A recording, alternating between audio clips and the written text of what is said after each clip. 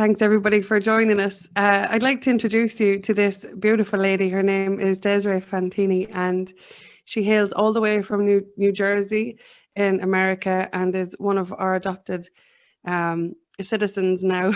You've been in Ireland since 2006, and one of the reasons that I was drawn to connect with this beautiful soul was sharing a couple of weeks ago about her journey with cancer. And thank you so much. The mindset that you have. Thank you so much for joining me. First of all, it's great to have you here with me. What I loved about your post was you can feel the courage, the bravery, the resilience, the strength in your words from that post. And I know that, you know, I've dealt with cancer personally in my own immediate family. It's quite a ride. It's quite a journey. And I really appreciate you jumping on here with me to talk about it. So thank you so much for having me. Thank you. I'd just like to begin by asking, right now, where's your mindset when it comes to how you feel when you look back? When you can look back on the journey that you've just come on and continue to venture on. Yeah. What do you think about what you've been through? I think that it was all part of getting me to where I am now. I wouldn't change anything about the journey, even the hardest, darkest times, because it's really like given me such an appreciation for life. It's just when we started talking a couple of minutes ago, just prior to recording, we talked about the correlation of understanding yourself as a result of your journey and your dance with cancer in particular. Yeah. And you were talking also about how it intertwines in your journey of awakening. Mm-hmm. I'm just wondering, as you look back, can you see a correlation and intertwine a web and weave of how and where everything begins? Yes. And if so, where does that begin for you? I think it begins from childhood. As I was telling you about my grandmother who was wounded, and she was in an orphanage when she was very young. And because my mom and dad had to work, she was my primary caregiver. So I think later in life, I realized that I was an empath, which is something I never realized before, but I sort of absorbed everything from her, all the negativity, and sort of never realized that I was carrying that with me my whole life. And I was always sort of in that state of depression, even with a smile on my face, you know, even with my friends where I would be partying and, you know, the life of the party and always having fun. But underneath, there was always this sadness. And I felt guilty in a way when I was happy. Yeah. Because, you know, she sort of never allowed herself to be happy because of the different events that happened in her life. So I kind of interpreted that as, you know, you're not allowed to be happy. You're not allowed to, you know.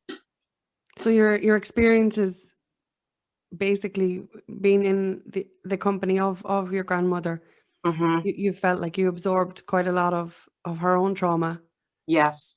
Without even realizing it. I think that happens to so many of us as you know, we're all empaths. I don't think we realize the magnitude of what we absorb around us in our home environments. And so your own environment with being in the presence and company of your gran meant that you were absorbing quite a lot of stuff that wasn't yours, and you obviously at that age then couldn't decipher or separate the two. And so when, as you got older, then where did this, did you find the repercussions of the inability to discern what was yours and what wasn't? And did that impact your world moving forward as you got older? Yes, because I started to rebel. in the form of, partying too much, having serial relationships, with one person and another person. And I think it was because I knew that that wasn't me. It was almost like being brainwashed into thinking that, like it was almost like the way I viewed the world wasn't internally how I would have perceived the world. It was her perception of the world put onto me. Yeah, like a filter. Yeah. Yeah. And just rebelled. And the sad part was that I found myself just hurting myself. Yeah. And thinking that it was hurting her, but it was really hurting me. And then when I finally into my 20s, I was still living at home with my parents. And like I said, they're wonderful to me. I realized I, needed to do something with my life. So I went to school to become a teacher, and I was always looking for her approval to say to me, well done. And she just never could do that. And I think it was almost like every action I took was almost like to get her to give me this credit that validation. I couldn't give to myself for some reason. Yeah. Yeah. And so you moved to Ireland in 2006 and have been here ever since. Yes. So the journey here then is like another chapter. Yes. So I was teaching when I met my ex-husband, and we dated for a few years, and then he wanted to come home. So I came home with him. My dad always loved traveling, and when he died of cancer, and he had all these dreams that he wasn't able to experience, I was like, oh, I'm going to go experience them for him, and I was also maybe subconsciously trying to get away from that part of my life. So I was running, and I was always escaping, and unfortunately, after a few years of living here, I was not able to cope with the homesickness and just feeling like a fish out of water. Yeah. Because I sort of stuck out like a sore thumb. We moved to a very rural area. It wasn't like we were in the city where I would have blended in. And the marriage just started to fall apart. And the more the marriage fell apart, the more I fell apart. And I had a nervous breakdown after having postnatal depression with my children. My last child in particular was really bad. And I think everything that I was burying came to the surface. Yeah. Did you find when you're you're on your own in a different country, really feeling the effects of what separation is on a very physical? Yeah. I can only imagine what it's like. You have, people around you that you call family but don't feel connected to. Yeah. So what I'm hearing you say is, as you run from one chapter to your life into another, you're really feeling the separation again physically. Yes. It always has impacts on the relationships closest around us. And I heard you say you felt the disintegration of your relationship with your husband, which would have been one of your closest mirrors, which leads back into the mirror revealing ourselves. And where did that take you when you had the opportunity to really start to see you? Yeah. So then I basically hit rock bottom because, not to anybody's fault, but there was no support there after the separation from anyone. So I was literally on my own in a foreign country that I, at that time, didn't want to be in, which was another reason the marriage, because I just wanted to go home. I couldn't take the children with me because they wouldn't have their father. So I knew consciously that, I was going to have to somehow cope with the fact that I had to stay here and I had to be on my own here. Yeah. My mom took off from work. She retired and she came out and stayed with me for a while, but then eventually she did have to go back to America. So, as I told you in the private call with you, it was like we separated and we received joint custody. So the kids were with me 4 days and they were with him 3. Yeah. 4 days that I was with them, it was great. You know, I had my purpose and I'm devoted to them, you know, and I have been always. And Yeah. that was what kept me going and kept me alive. But the 3 days they weren't there, you know, it was just get a bottle of wine, drink the bottle of wine and pass out, and do it again and do it again, until they come home. And it was just really like, I thought I hit rock bottom, you know, other times in my life, but Yeah. I never really hit it until that point. When you're on your own for the 3 days, Mm-hmm. this is a space that's personally familiar to myself, as I mentioned. How did it feel like? What did it feel like to meet you on those days? It was What scary. bubbled up for you? I think just abandonment issues, all kinds of self-worth issues. There was no self-love for myself at all. Yeah. I didn't feel worthy. I had a lot of guilt around the breakup or breakdown of the marriage because I felt like I had a lot to contribute to that breakdown. But then at the same time, the way it was handled by the family and the community, where I felt like I was completely ostracized. Yeah. You know, a few people that I knew would come to me and say, there's rumors going around about you being crazy, mentally ill. So then I would start to hide even more, Yeah. where I would completely cut myself off from people because I didn't want people to judge me. Yeah. I felt like I was always explaining myself to people and I didn't want to do that anymore. So my mom came and moved me from the village to a town and she's like, you have to start a new life. You have Yeah. to start over.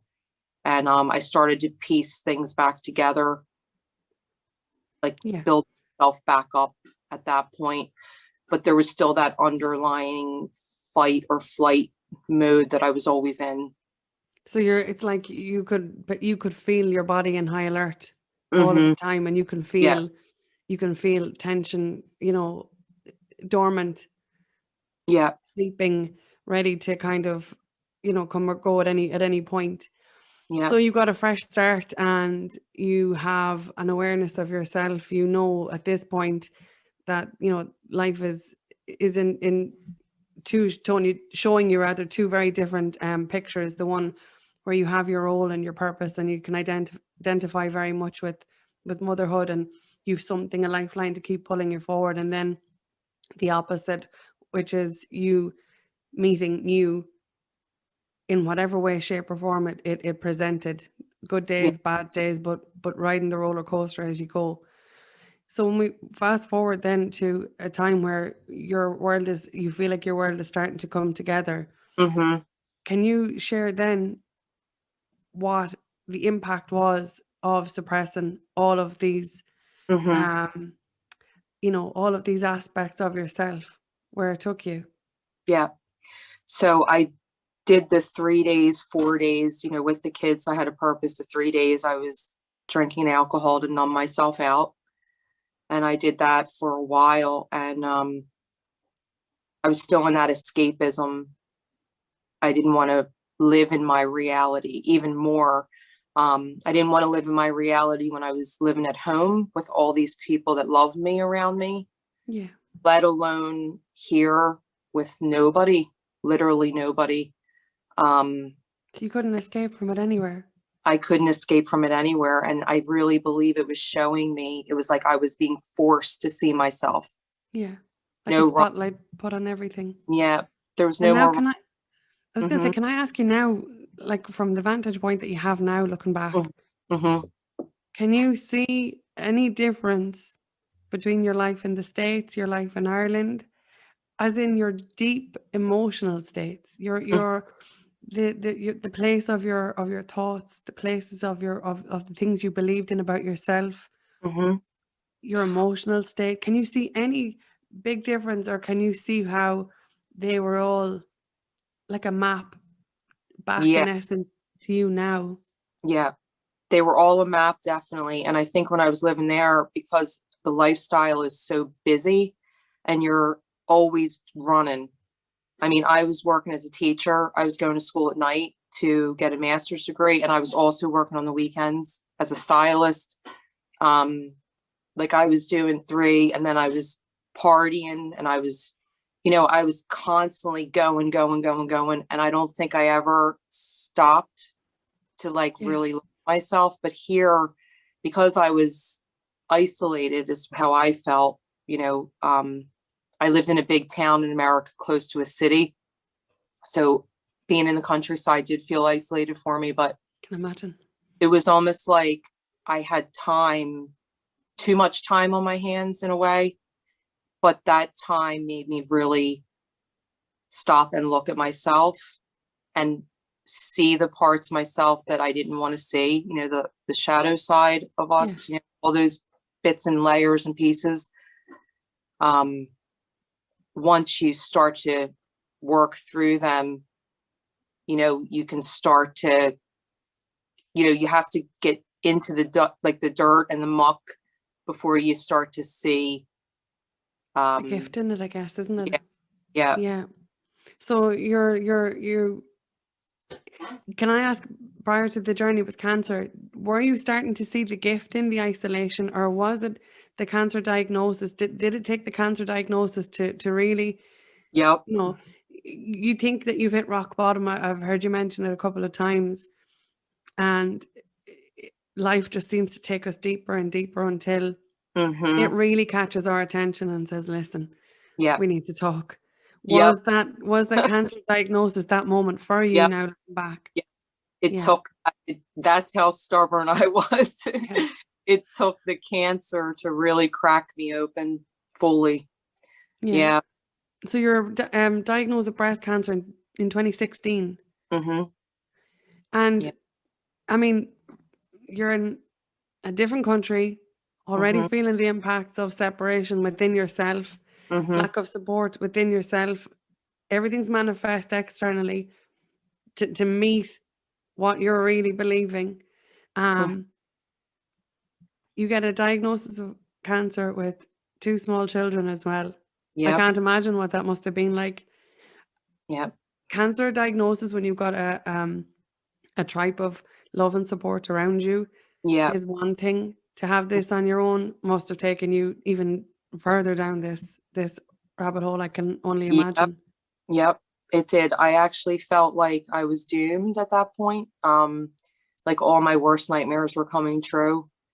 But then I started to get signs, synchronicities, and angel messages. And I remember this one time, my mom was here and I was upstairs, and I just had to kind of, she stayed with me through the whole treatment. So I back up a little bit. I was diagnosed with breast cancer in both my breasts. I had a 6-centimeter tumor on the right side with all lymph node involvement, 10 out of 11 lymph nodes. On the other side, it was a smaller tumor.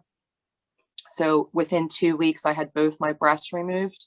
They told me, you can't keep your breasts. There's nothing that we can keep. It all has to go. And then, so within 2 weeks, they were gone. All the lymph nodes were removed, lost all my hair through chemo. And as I had said to you before, and we were talking about both of our fathers who died of cancer, I watched my dad go through all of that when I was 25, and I was his carer. So I knew all too well was another thing, sometimes when you don't have that insight, it's probably you're probably better off. But Yeah. I saw too much, and I did see him pass away from it. So it was just like, talk about being heightened on fight or flight mode. It's your preconceived idea of what, cancer looks like. It's very scary. Yeah. Yeah.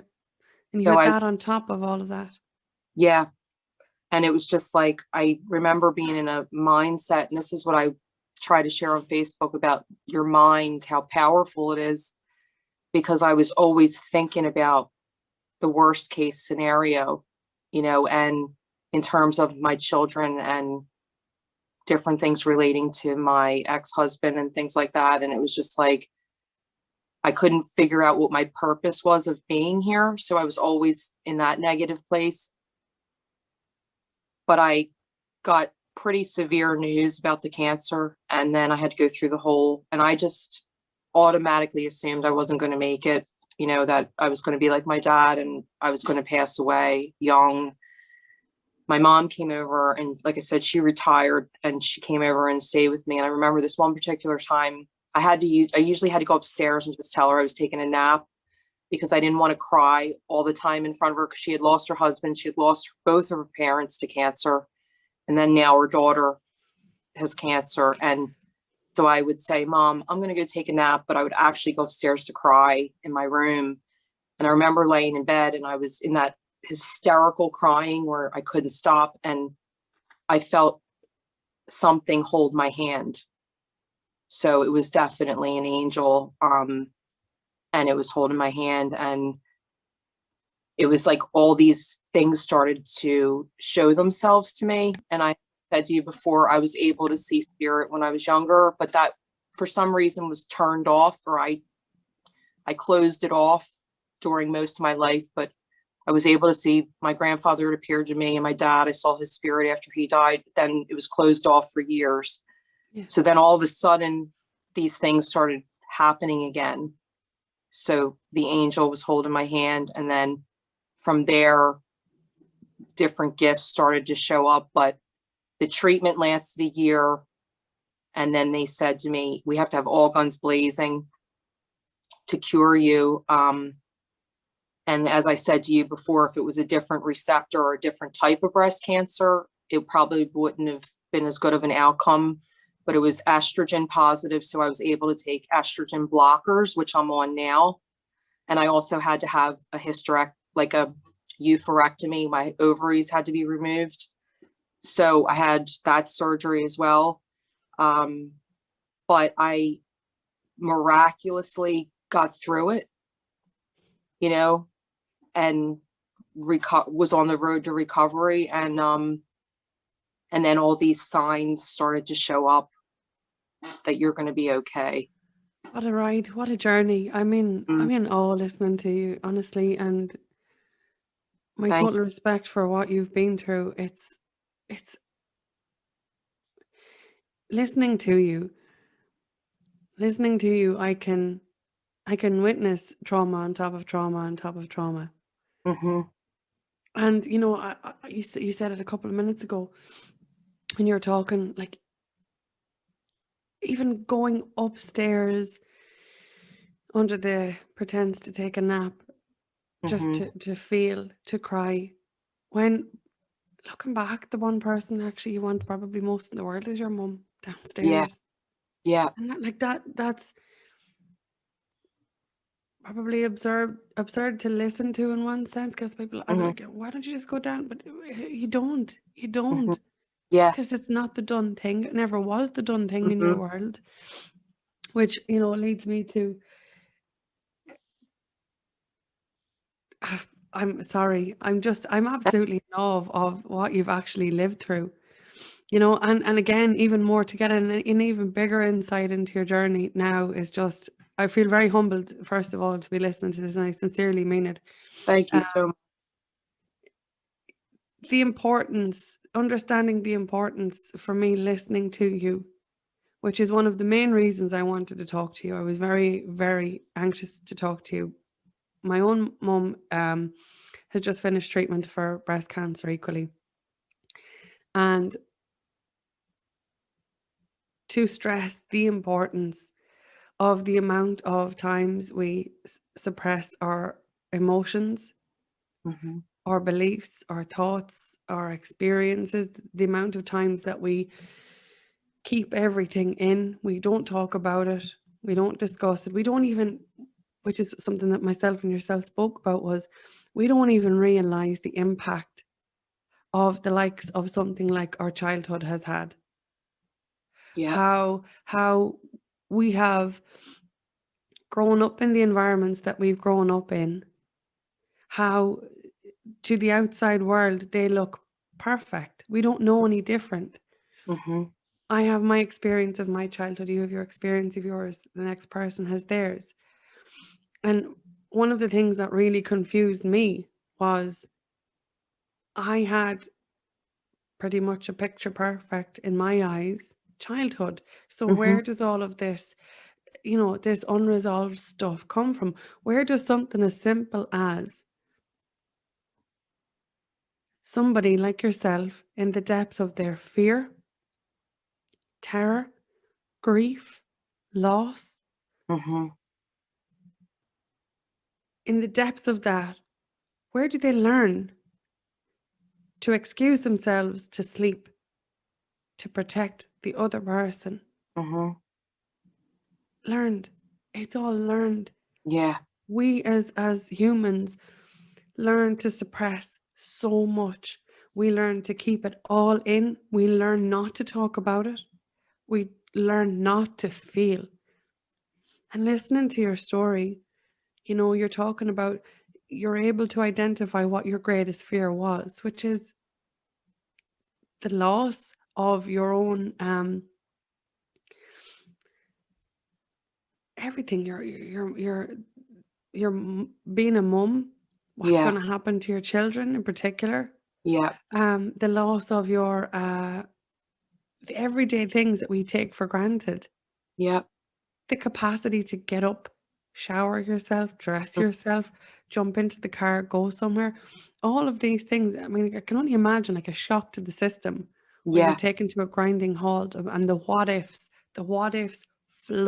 they flood your entire being. What I also heard you say earlier on was, which is so profound and relevant to every single person, the lives that they've been living have been so busy, so preoccupied, Mm-hmm. so distracting from our suppressed stuff Yeah. that we don't even realize the impact of childhood experiences and adolescence and so forward, the programming that we live our daily lives with, Yep. until something like I mean, you're an absolute warrior. You've gone through moving to a different country, relationship breakdown, the relationship breakdown after habitual relationships that mirrored your wounds, Yeah. isolation in a different country, divorce, separation, court battles. I mean, I've Yeah. been there with all of this. All of Yep. this shit, it Yeah. impacts you immensely. You Yep. can't even stop. You can't even stop to feel yourself, because you must keep moving forward, because there's little ones watching and you have to have Yep. your shit together for these. So you can't even Absolutely. feel the grief and the loss of that. Mm-hmm. Then on top of that, you've got a journey with cancer. I mean, this must be even surreal listening to me recite this all back to you. Major surgery, one thing after the other. Not to mention that it's actually hit every aspect of your physical femininity. Yep. Add that to the bag. I mean, it's like Yep. an endless, bottomless. Yep. So to have the mindset that you have, the awareness that you have, because we spoke very briefly Mm-hmm. about the importance of knowing yourself. How is there any way you could stress to anybody listening Mm-hmm. your vantage point on the importance of what it means to really know yourself, so Yeah. that you're another person listening, so their world doesn't get to this point? Yeah. I think what I would tell somebody is that you just have to be true to you, like to whatever that looks like for you. Like, we're always worried about what other people are going to think of how we live, or our views, or it's just like trying to Judgment of others. yeah, fit in this box all the time when you're so much more than that. And I always admired people who were really true to themselves. Like when you always talk about, Melissa, getting to know yourself, it's such an important thing that, if it doesn't resonate with you, if it doesn't feel right, if it's not your thing, it's somebody else's thing, aligning with you, no matter what that looks like, no matter what other people say or think, the truer you are to yourself, the happier you'll be. In your opinion, what I heard you say a minute ago was, about the importance of aligning with yourself. In your opinion, how do you know? How do you know? How did you know what felt right for you versus what you've actually lived and experienced? I think when I know people talk about the awakening, and I think it definitely happens in stages. But for me, when I really woke up after the cancer, it was 2018 when things started to look differently for me. And it's funny how I don't give myself, I guess, the credit as much as I give it to the divine, or I was never really a religious person. I always accepted all religions, all people. I grew up in a very diverse part of the world, so it was never an issue of that for me. Yeah. But I guess seeing God in my life through these signs and synchronicities and just the things that I started to become very aware of. Like, I remember feeling like all of a sudden that everything I looked at was more enhanced or more magical or more joyful. I can't explain it. It's almost like you're turned on finally. You're not, I guess the volume was all the way down and now it's all the way up. And I really believe it was when it was my time to have that awareness and that consciousness. Because I would have never really, I was always into certain things that were spiritual because I had seen spirit when I was younger. So I was always open to that. But that was more just with someone who crossed over. Like, I believed in the afterlife and things like that. But this now is like an expanded understanding and view that I can only give credit to the creator or universe, whatever you want to call it. It was like giving me these gifts. And one thing I have connected as far as when you can get the key to your gifts, we're always looking for it through other people or outside of us, but the key is buried deep down inside under all those layers. And you are the only person that can access it. Yeah. And I even look at it too, like a prison cell, when you're let free from prison. It reminds me of that movie Shawshank Redemption. And they're let free and then they're just like, they don't feel right out there because they've always been in prison their whole life. So when they get wings to fly, or when they get this freedom, they don't know what to do with it. Yeah. And it's almost like with me too, it was just like, I feel like I'm set free. Like, I don't have to prove myself to anybody anymore. I get to be myself. The only people that matter to me are, their opinion that matters are my children. That's it. Like, and that freedom, everything that I lost, what I've gained is far greater than anything I could have ever lost. It's just, the gifts are like, I cry every day with gratitude for life. Yeah. It's just, it's a far cry from where I was before. It's beautiful to listen to you. I mean, I can feel it listening to you, and I couldn't agree more. That key is buried deep within, and it's buried deep within for a bloody good reason.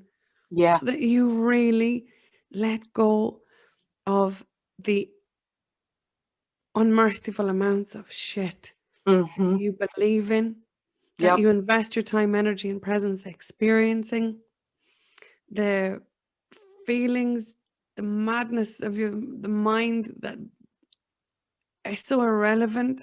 And you talked about the judgments that we place on ourselves. the judgments that even we place on others Yeah. because of our own incapacity to access this information, this divinity within ourselves, is crazy as well. Yep. And I agree. I don't think, I think so much time is spent looking outside of ourselves for ourselves. For me, looking back now, this is like the journey of accessing that key that you talk of, and the freedom that's experienced is like the awe in looking at all of the tiny things that all add up Yeah. to make the big things. Yeah. It can only actually sometimes be appreciated when you realize that the only way out is in, Yeah. and what surrender really, really, really looks like. Yes, absolutely. 100%. And I think it's all mirrored too. It's like whatever's going on in here is being projected out there. And you're like experiencing that in your reality, in your 3D reality. And it's like when you get this right, when you clean this out, because it's like people, I was listening to Sagru, or however you say his name. I love him. And he always talks about, we clean everything around us on the outside and we're always organizing, but we don't take the time to clean in here, and when you get this right, everything out here gets aligned and right. It's just, I was living in such a dark place in here that everything on the outside of me was also dark. Yeah. Can I ask, from your vantage point now, when you look out at the world around you, people in the community who are really investing a lot of time, energy, and presence trying to fix all the stuff outside. Yeah. Can you see you in them? Can you see that version of you in them? Yes. And as you see that version of you in them, how do you then relate to you? As in, I feel, personally speaking, that as we witness the mirrors of ourselves from past versions, a lot of compassion is essential, but it's not always easy. It's not always easy to see an older version of you around you when you know what you've lived through, which is huge. I'm sure you wouldn't want anybody to go through your own story. No. So when you see the people outside of you tending to all of the external. Yep. All the fears, programming, and everything. It's What would you hard. say? It's hard because I don't want to be the type of person that pushes my views on people. I wouldn't want people to push their views on me. So I let them kind of do their own thing. I try to say, maybe, like, if my friends will post a lot on Facebook, especially with the whole election in America, and everybody was like on either side, or it was like so much conflict over it. And I kind of stayed out of it because I thought, everybody has to sort of experience their own journeys. Yeah. So then to educate people is more to lead by example, to educate by leading by example being the key. Because your journey is enough for you. My journey is enough for me. And so what do you do now to do that, to be the best version of you that you can be, so that others can learn from your story even? Yeah, I try to share things. A few of my friends have said to me, I can tell you're in a good place from some of the things that you post. I guess just maybe to give people a different perspective, that it's possible to go from that place to here, just as you said, as an example, to show people that there is hope, that your life can change for the better. you know what, it's funny, all these sayings that you hear your family members saying. And I remember one person in my family used to say, a leopard doesn't change their spots. But I believe that, I know that we can change. I've changed, you've changed, we've evolved. And I think that, it was some movie, I think it was Rocky or one of the movies that said, if I can change, you can change. If you can change, the world can change. Yeah. And I think when you work on yourself and you see the transformation in yourself, it's possible. So then if I can do it, you can do it. If you can do it, we all can do it. And I think that's the direction the world's going in now. I think because we are evolving, that we are leading by example. And I think that's the way to move forward with change, because, trying to force your views or your opinions on people. And even for us, as we evolve, we know this, that our opinion might be something today, and then in a month from now, or a week, a day, the way things are going, the way we're shifting. And, it's like things are changing so quickly, even in our own perspectives on things. Yeah, there was so much of what you've just said that I'd love to go back to. A leopard can't change its spots, but it can definitely embrace them. Yeah, And in embracing the spots, that's where your expansion is found, I believe. absolutely. You have a difference of an opinion from me. I have a difference of opinion in you. And our differences are exactly that. They are what separate us. It's our uniqueness, not separates us, but it's Yeah, our uniqueness then that is celebrated. And I think in a world where if I can accept and celebrate my spots, for want of a better analogy, and you yeah, can do the same, yeah, then we get to be more and more of ourselves, and we get to access the route to finding that key within ourselves that ultimately yeah, grants us the freedom that we've been looking for, which is the freedom from any limitations, any programs, yeah, any judgments, any, attachments even that we have to anything that's not true, not ours. yes, And I think it's a phenomenal journey. Like I said to you before, I'm genuinely in awe of it. The journey of our lives, the journey of yeah, our expansion. That's what we're here for. absolutely. Because change is inevitable, suffering is optional. And I think that the more that we try to live within the constraints and limitations of what another person thinks or believes or judges about us, the more that we're going to stay bound to the chains that we've placed ourselves in.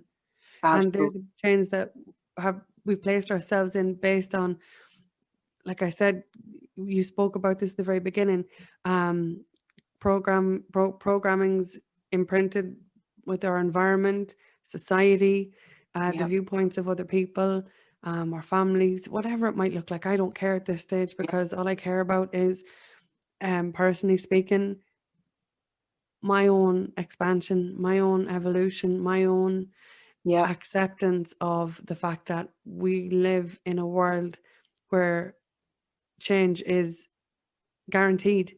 yeah, absolutely. And the And polarity yeah, in the world and the polarities in ourselves, it's like you're merging them when you're doing the work. That's what the shadow work, all that work that we've done, the inner work, because people say, mm, well, work, what does that mean? It's really hard to explain. But that work of merging those polarities, it's like, that's what we're doing also on the world stage. yeah, We're trying to merge. neutralizing, yeah, this Yeah, within us.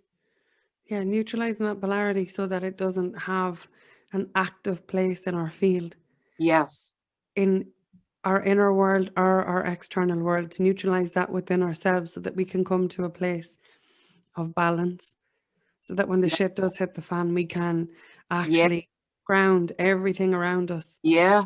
because we've grounded everything within us. Yes, that's one of the biggest changes I've seen in myself, is not reacting. Like years ago, it was like, if somebody pushed my buttons enough times, I would react in a negative way.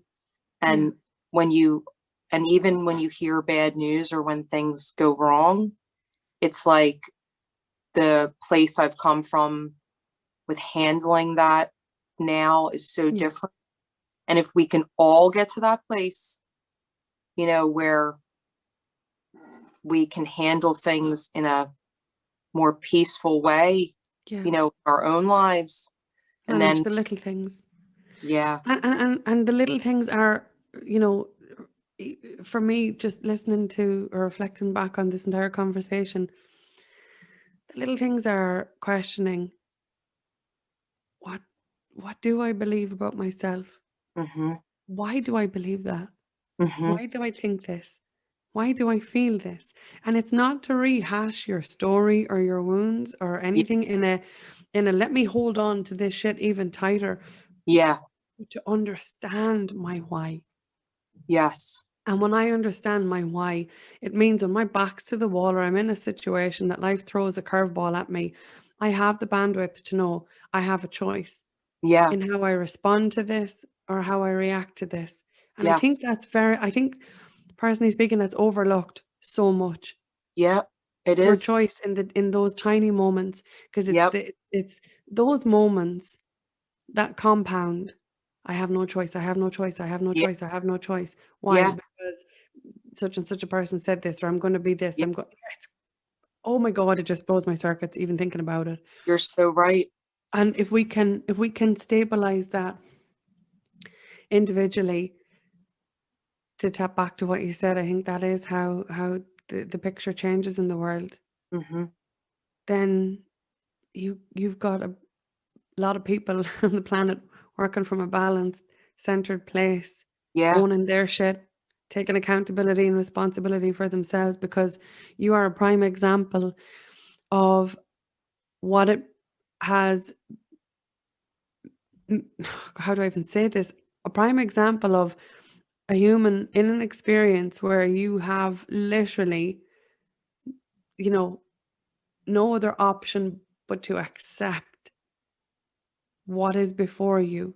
yes, And listening to what you shared, it was in your acceptance of what was created on some other level by you, yep, for your highest growth and expansion, yep. and from a place of unconditional love of yourself that has taken you to this moment right here at this second where you've shared this beautiful and amazing story. And Thank I you just so, want to say thank you. Thank you for sharing it. And I really hope that this has the impact that it should, that people pay attention, you know, like you said, not to copy what you have done or experienced, but to pay heed to their own world, mm-hmm, so that it doesn't amplify to the point where they feel like they can't do anything. yeah, So because thank you. thank you so much what you just said about acceptance. I think we spend our whole life resisting what is happening, and that's part of the suffering, and when you get to a place of acceptance and trust and self-love, um, things seem to work out, Yeah. you I know? I to add to what you just said, I think we perpetuate our own suffering when we keep looking externally for the validation that we've been searching Yeah, for our entire lives within ourselves. yes, Our entire lives. Looking for that validation where it could never be found, through the wounds in the eyes of another. yeah, It's kind absolutely, of heartbreaking, isn't it, really? yeah, yeah, And I mean, it's not easy. I'm a work in process and progress. I think I'm going to be for the rest of my life. I don't. yeah, Every time I think I've got acceptance nailed, I get served a lesson in what it means to go deeper, or uh, a surrender. "Hey, you think you've surrendered now? Let me show you again. Let me show yeah, you again. Let me show." And yep, I'm humbled by it every time. yeah, Every time. There's, absolutely, there's some moments I'm kind of there going, "Oh shit, again, yeah, again. Do I I know, ever learn? Am I ever?" But it's not even to change that. It's yeah, to understand that you're expanding and expanding and yeah, expanding. yeah, And I and each think time, yeah, yeah, we contract every time we go up against the mhm, gift of that expansion, going, "Oh shit, again, yes, again, again, yep, again." And the more we allow that to flow through us, I think, you know, I don't think you'll ever, this is just my theory. and what I'm experiencing, the validation that I've sought outside of myself just grows and grows and grows internally now. That I Yeah. realize and I remember I am enough and I am worthy and I am love Yeah. as you are and the next person is and the next person. We're all just winging it. Yes, absolutely. That's really Listen, cool. thank you so much for joining me for this conversation. It was beautiful to listen to. Again, I'm humbled by, what you've shared here, and I really hope that it touches the hearts of everybody listening. Thank you. So thank Sir. you. It And was thanks with to you. everybody joining us here. Just soak it all in. Until next time, thank you. Much, Alyssa. Bye. Bye bye. Bye-bye.